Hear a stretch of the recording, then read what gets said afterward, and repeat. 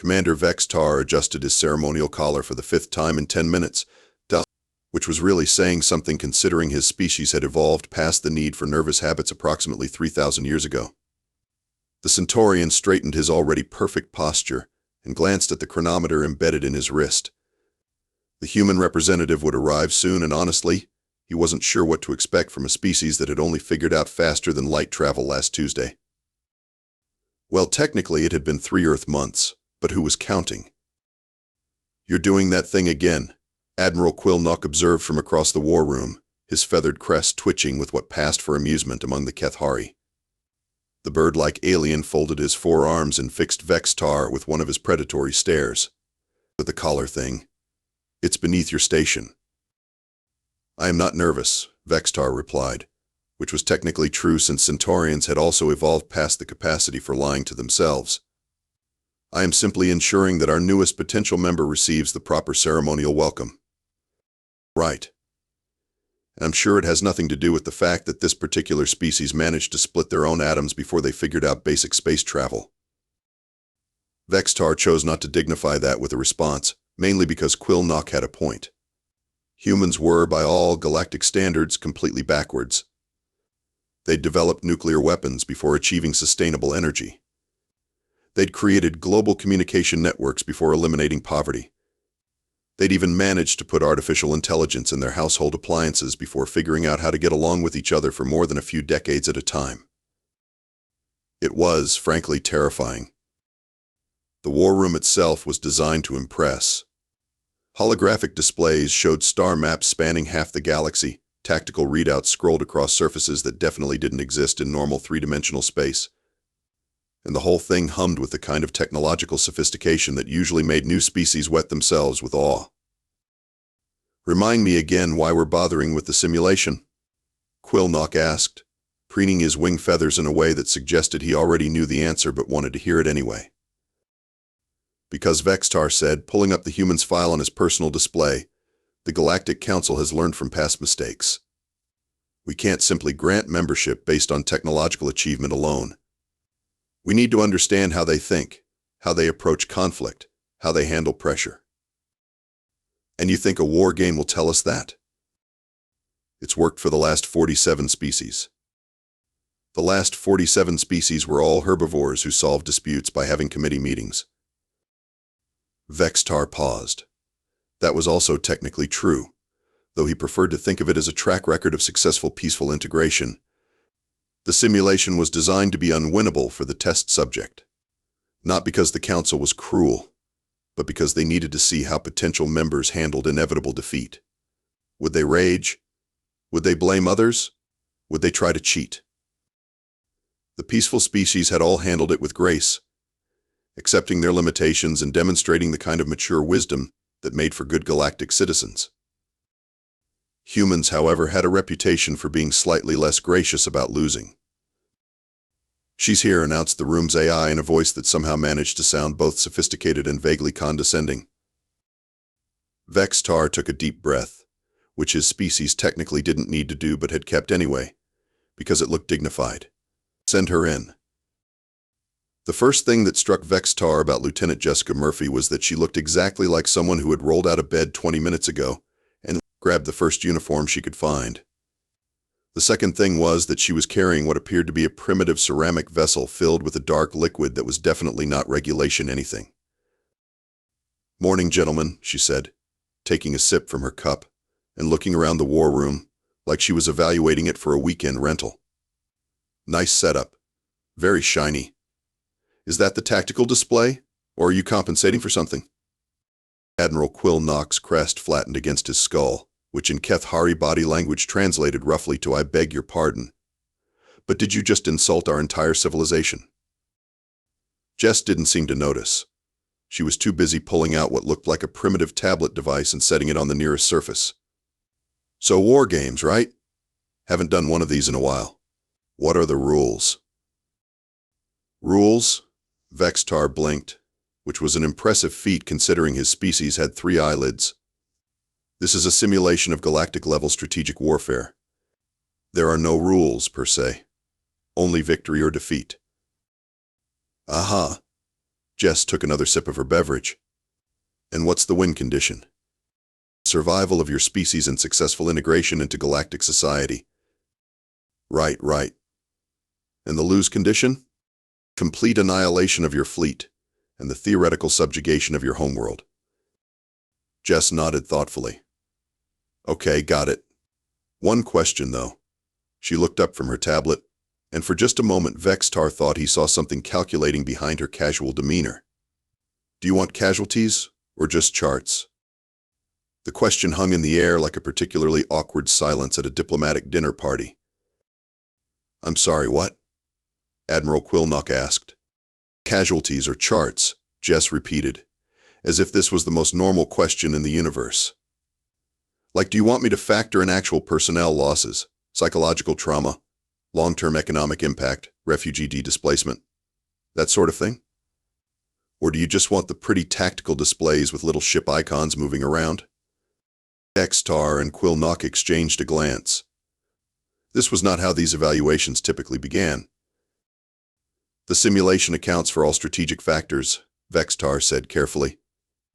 We simply want to observe your tactical decision-making process under pressure.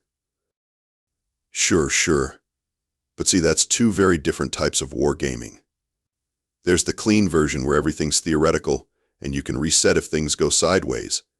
And then there's the version where you have to live with your choices. Jess shrugged.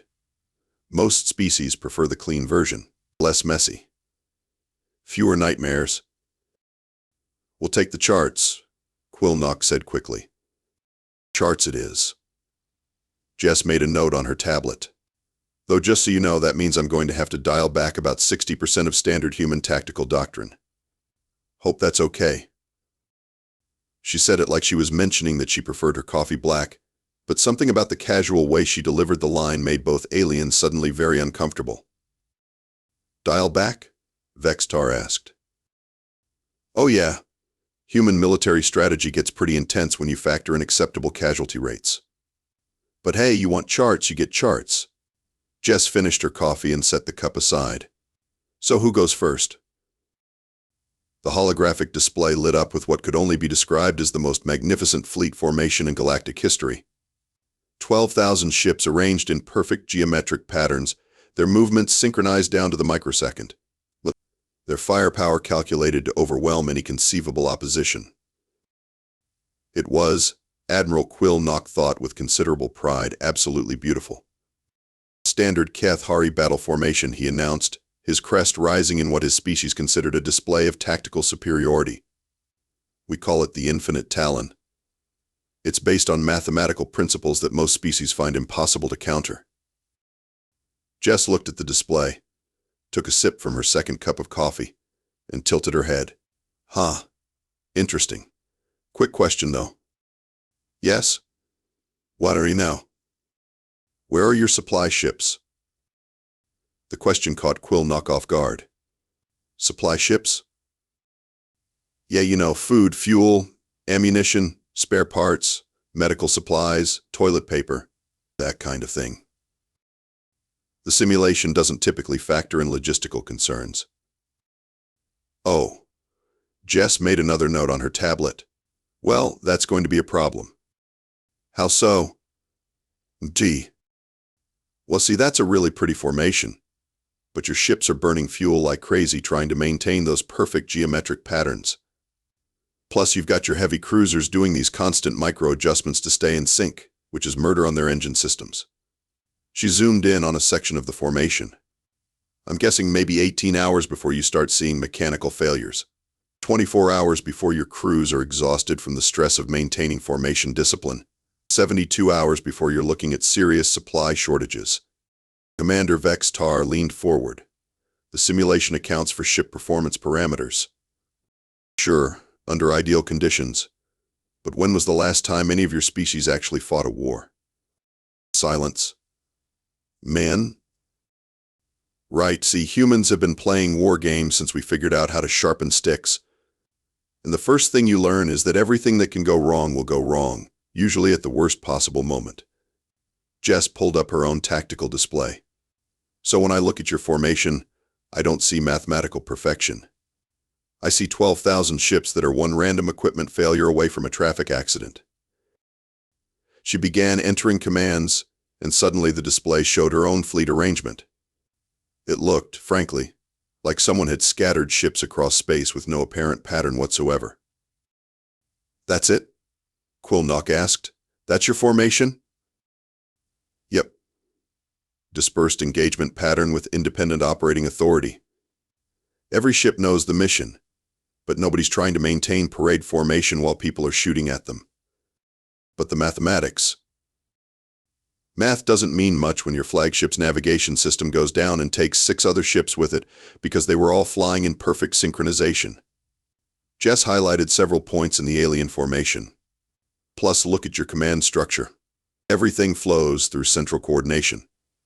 What happens when I take out your command ships?" She didn't wait for an answer. Her scattered fleet suddenly converged on 3 specific points in the alien formation, and within minutes, the beautiful geometric pattern collapsed into chaos as ships lost coordination and began colliding with each other. "The simulation doesn't," Vex'tar began. "Actually, it does. You just never had anyone test it before." Jess finished her coffee and reached for her 3rd cup. "See, the thing about humans is we don't just plan for things to go right. We plan for everything to go wrong simultaneously. It's called Murphy's Law." "Murphy's Law?" Quill'nok asked weakly, watching his perfect formation disintegrate. "If something can go wrong, it will. Usually at the worst possible time, in the worst possible way, and probably involving that one guy who everybody told not to touch anything but touched it anyway." Jess shrugged. "We've been planning around Murphy for centuries. It's become sort of our specialty." "Okay, let's reset," Admiral Quill'nok said, his feathered crest now lying completely flat against his skull. "We'll adjust our formation parameters to account for mechanical variables." "Sure thing," Jess agreed, pulling up a fresh tactical display. "Though you might want to also think about crew fatigue, equipment maintenance schedules, supply rotation, communication lag, and the fact that somebody's probably going to panic when the shooting starts." Commander Vex'tar made what his species considered a diplomatic cough. "Surely you're exaggerating the complexity of these factors." "Am I?" Jess looked genuinely curious.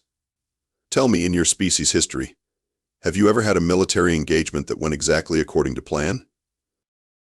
"Well, no, but..." "Right, see, humans figured out pretty early that plans are basically suggestions that everyone ignores the moment something interesting happens." She began setting up her fleet again, this time in what looked like an even more chaotic arrangement. "So instead of making one perfect plan, we make about 50 backup plans for when the first plan goes sideways." "50 seems excessive," Quill'nok observed. "You'd think so, but then you remember that humans are involved and 50 starts to look optimistic." Jess highlighted different sections of her fleet. "For instance, this group here is Plan A, standard engagement pattern, nothing fancy. This group is Plan B for when Plan A gets shot to pieces in the first 5 minutes. This group is Plan C for when Plan B also gets shot to pieces, but now we're also dealing with a communications blackout. And this group?" Vex'tar pointed to a cluster of ships that seemed to be positioned randomly. "Oh, that's Plan Q. For when plans A through P have all failed spectacularly. Half our fleet is on fire. And someone needs to go back and explain to headquarters why we're now technically at war with 3 neutral systems that weren't even involved in the original conflict." The aliens stared at the display. "Plan Q?" Quill'nok asked faintly. "We also have plans R through Z, but those get pretty weird. Plan X involves ramming. Plan Y involves surrendering just to get close enough to do something clever. Plan Z," Jess paused. "Actually, let's not talk about Plan Z. It makes people uncomfortable."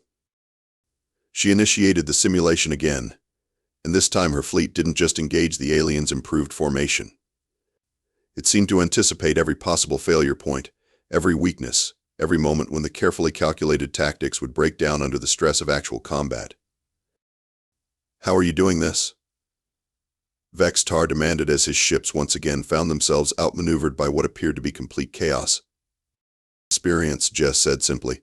See, most species develop war games to study tactics and strategy. Humans develop war games to study Murphy's Law in action. We don't just simulate the battle going well. We simulate everything going wrong, and then we figure out how to win anyway. But surely no real military engagement could be this unpredictable. Oh, you sweet summer child. Jess pulled up a new display showing historical human conflicts. Let me tell you about the Battle of Midway, where we won by accident, or the time Napoleon lost because of weather, or pretty much anything involving the British Empire and tea. Humans have been proving that reality is stranger than fiction for millennia. She gestured to the ongoing simulation, where her seemingly disorganized fleet was systematically dismantling the aliens' attempts at organized warfare. The thing is, chaos isn't random if you're prepared for it. And humans have gotten very, very good at being prepared for things to go sideways. Admiral Quill'nok watched his latest tactical masterpiece crumble and had what he would later describe to his therapist as a profound existential moment. This is impossible. You're making it impossible. Nope, Jess said cheerfully. I'm just making it human. Commander Vex'tar sat in stunned silence as the simulation displayed the complete annihilation of the fifth consecutive unbeatable tactical scenario. Each attempt had been more sophisticated than the last, incorporating lessons learned from previous defeats, accounting for human unpredictability, and drawing on the combined military wisdom of 47 different galactic civilizations. Each attempt had lasted approximately 23 minutes. This isn't possible, he said finally. You're representing a single star system. We're simulating the combined fleets of half the galaxy. Yep, Jess agreed, now working on her sixth cup of coffee. At this point, Vex'tar was beginning to suspect that the caffeine intake was somehow related to her tactical performance, though he couldn't prove it. Pretty standard Tuesday for us, actually. Tuesday? Well, I mean, it's Wednesday now, but I was running this scenario yesterday during my lunch break. Jess made a note on her tablet. Though honestly, I had to tone it down a lot since you wanted charts instead of casualties. Normally, I'd be factoring in things like psychological warfare, economic disruption, political instability, refugee crises, and the inevitable war crimes tribunals. Admiral Quill'nok's remaining feathers stood up in what could only be described as existential horror. War crimes tribunals? Oh yeah, humans learned pretty early that the worst part of any war isn't the fighting. It's everything that comes after. So we planned for that too. Jess shrugged. Though like I said, you wanted the clean version, so I left all that out. The clean version, Vex'tar repeated slowly. This was the clean version. Super clean. I didn't even factor in Murphy's second law. There's a second law? Murphy's second law states that Murphy was an optimist. Jess finished her coffee and reached for what Vex'tar realized with growing alarm was her seventh cup.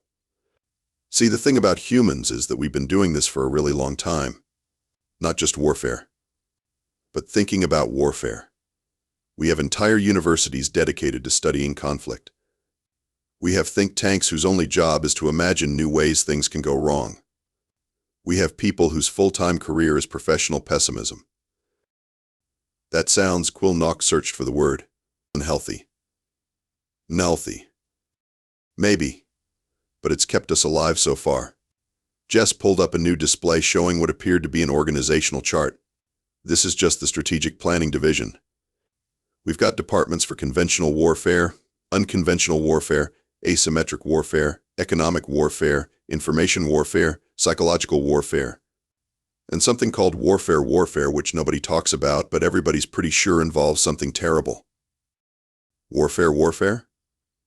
Vex'tar asked weakly. The department that figures out how to fight wars about fighting wars. Meta conflict analysis. Extremely classified, moderately insane, and surprisingly effective. Jess highlighted another section of the chart. This division handles post-conflict reconstruction. This one does pre-conflict prevention. This one specializes in conflicts that technically never happened, but everyone pretends they did. How many people work in strategic planning? Quill'nok asked. About 40,000, not counting consultants, contractors, and the people who don't officially exist but definitely show up at the Christmas party. The aliens stared at the organizational chart in something approaching religious awe. Your species has 40,000 people whose job is thinking about war? Vex'tar asked. Just the strategic planning division. The actual military is much bigger. Jess made another note. Though to be fair, most of them spend their time preventing wars rather than fighting them. Turns out the best way to avoid a conflict is to be so obviously prepared for it that nobody wants to find out what you're prepared for. She paused, looking at the two aliens with what might have been sympathy. You know, I'm starting to think this evaluation is backwards. Backwards? Commander Vex'tar asked, though something in Lieutenant Murphy's tone suggested he really didn't want to know the answer. Yeah, see, you've been testing whether humanity is ready to join galactic civilization. Jess closed her tablet and leaned back in her chair. But maybe the question should be whether galactic civilization is ready for humanity. Admiral Quill'nok felt his remaining feathers trying to retreat into his skull. What do you mean? Well, think about it. You've got a peaceful galaxy full of species that solve disputes through committee meetings and diplomatic negotiations. Everyone's been playing nice for centuries, maybe millennia. And now you're thinking about inviting in a species that considers acceptable casualties a foundational military concept. She gestured around the war room with its now quiet tactical displays. I mean, this whole evaluation was designed to see how we'd handle defeat, right? To make sure we'd be gracious losers who wouldn't upset the galactic apple cart. Jess smiled, and for the first time since she'd arrived, it wasn't entirely friendly. But what if we don't lose?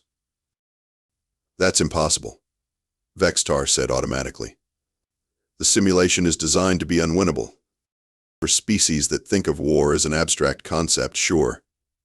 But humans don't think of war as abstract. We think of it as applied physics with a budget. Jess stood up and walked over to the main tactical display. Can I show you something? The real human approach to galactic strategy? Before either alien could answer, she'd pulled up a new set of displays. These weren't simulations. They were real-time tactical readouts showing actual ship positions throughout the local galactic region.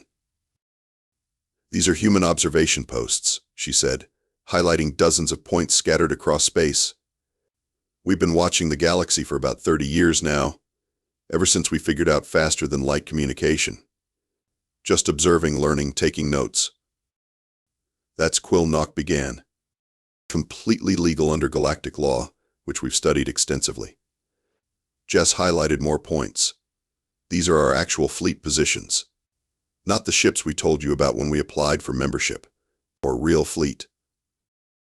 The display now showed approximately 10,000 human vessels in positions that, Vex'tar realized with growing horror, would allow them to control every major trade route, the communications relay, and strategic resource in the local galactic arm. When did he started? About 6 months ago. Maybe 8. Time gets a little fuzzy when you're coordinating across multiple star systems.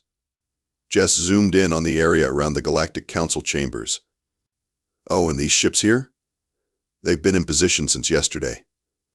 Just in case this evaluation didn't go well. You're threatening the Galactic Council? Quill'nok squawked. Oh no, nothing like that. We're providing security services. Jess looked genuinely offended. See, once we studied your civilization, we realized you've got a problem. You're peaceful, which is great, but you're also completely unprepared for anyone who isn't peaceful. What happens when some aggressive species shows up and decides they want to take over? That's never happened, Vex'tar said. Yet. It's never happened yet. Jess pulled up another display. But statistical analysis suggests it's inevitable. You've got 47 member species, and the mathematical probability that all of them will remain peaceful forever is basically 0. Plus, there are unknown species out there that might not share your commitment to diplomatic solutions. So you're protecting us? Quill'nok asked uncertainly. We're offering to. Think of it as a public service. Jess smiled that not entirely friendly smile again. Humans are really good at dealing with aggressive species. We've had a lot of practice. She closed the tactical displays and picked up her tablet. So, gentlemen, I have a proposal. Instead of this whole membership evaluation thing, how about we discuss a mutual defense treaty? You keep doing what you're good at: diplomacy, trade, cultural exchange. Really impressive holographic technology. We'll handle the part where someone needs to convince hostile forces that attacking galactic civilization would be a career-limiting move. And in return? Vex'tar asked weakly. Trade agreements, cultural exchange, access to your really impressive holographic technology, and a place at the big kids' table when important decisions get made. Jess stood up and extended her hand in what humans apparently considered a gesture of agreement. Plus, we promised to keep the Murphy's Law stuff to a minimum, most of the time. Commander Vex'tar looked at Admiral Quill'nok. Admiral Quill'nok looked at Commander Vex'tar. They both looked at Lieutenant Murphy, who was standing there with her hand extended in that casual smile that they were beginning to realize masked something much more competent and considerably more dangerous than either of them had imagined. "Do we have a choice?" Vex'tar asked. "Of course you have a choice. You can say no, and we'll go back to just observing from a distance while you figure out galactic security on your own." Jess paused. "Though I should mention, our statistical models suggest you've got maybe 50 years before something nasty shows up. 60 if you're lucky. And if we say yes, then welcome to the galaxy's new defense plan. Don't worry, we'll handle the scary parts. You won't even notice we're there." Jess's smile got a little wider. Most of the time. After a long moment, Vex'tar reached out and shook her hand.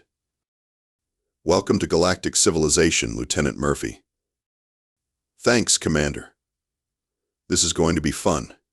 She picked up her empty coffee cup and headed for the door, then paused. "Oh, one last thing. Same question as before. Do you want the casualty projections for our new mutual defense scenarios, or just the charts?" "Charts," both aliens said simultaneously. "Charts it is," Jess agreed cheerfully.